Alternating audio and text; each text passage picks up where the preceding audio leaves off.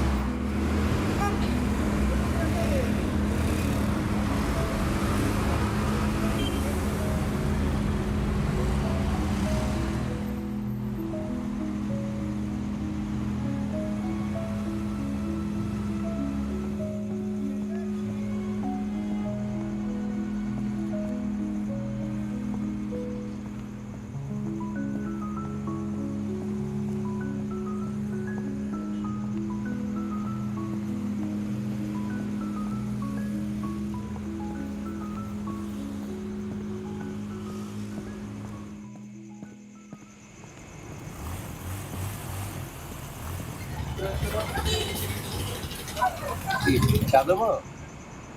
দেবে? দাও তাহলে।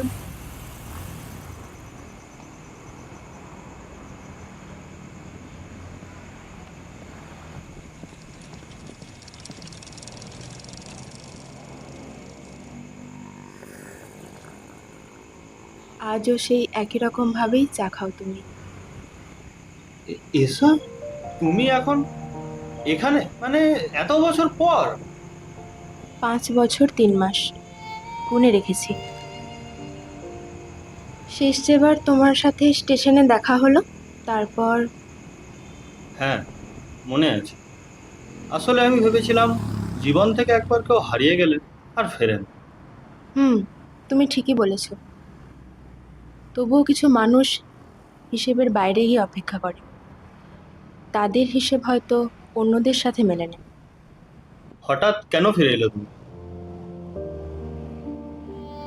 5 বছর আগে যেদিন শেষ ট্রেন ধরে আমাদের একসাথে যাওয়ার কথা ছিল নতুন জীবনের উদ্দেশ্যে, সেদিন আমি স্টেশনে এসে অপেক্ষা করেছিলাম তোমার জন্য।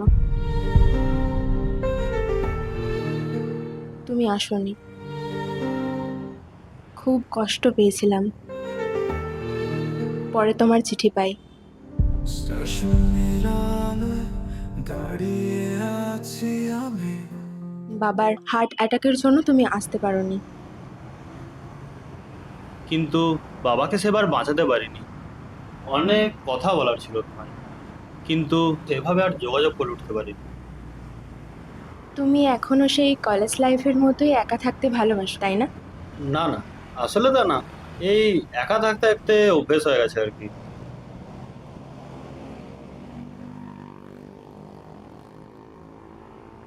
আজকের শেষ ট্রেন 10টা 20। অভ্যেসটা পরিবর্তন করতে চাইলে দেখা হবে। আজ বুঝলাম, সব সম্পর্ক শব্দে শেষ হয় না। কিছু চোখে থাকে, আর কিছু সময়ের অপেক্ষায়। যা যেমন কখনো গরম, কখনো ঠান্ডা হয়, তবুও কোথাও না কোথাও তার স্বাদ কিন্তু একই থাকে। আমাদের কথা হলো একা।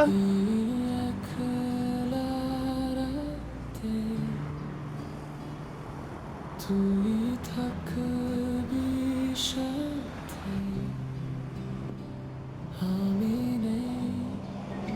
আমাদের রবে শুধু অশেষ স্মৃতির ছোঁয়া।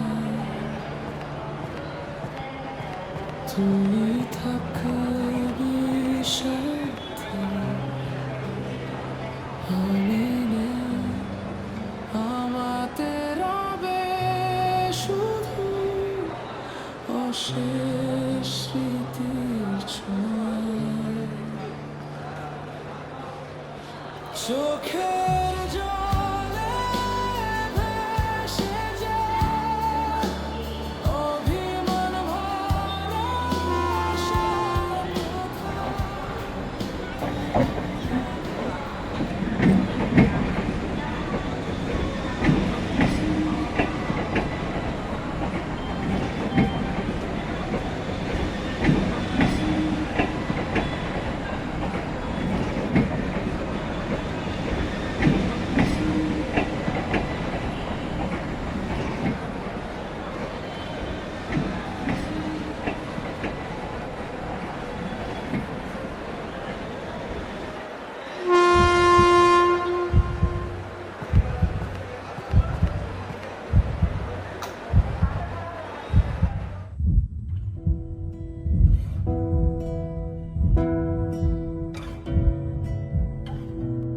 তোমাকে না লেখা চিঠিটা ডাক বাক্সের এক কোণে, সাদা খামের না লেখা নাম এঁকেছে তার গানে। তোমাকে না লেখা চিঠিটা ডাক বাক্সের এক কোণে, সাদা খামের না লেখা নাম এঁকেছে তার গানে। সেই চিঠি যত লেখা থাকে একা একা, সেই গানের না শোনা সুর আঁকা একা একা, ছুঁয়ে যায় তবু কখন এসে। যদি বলি সে সবই তোমারই, একা চিঠি একা একা। যদি বলি সে সবই তোমারই, একা চিঠি একা একা।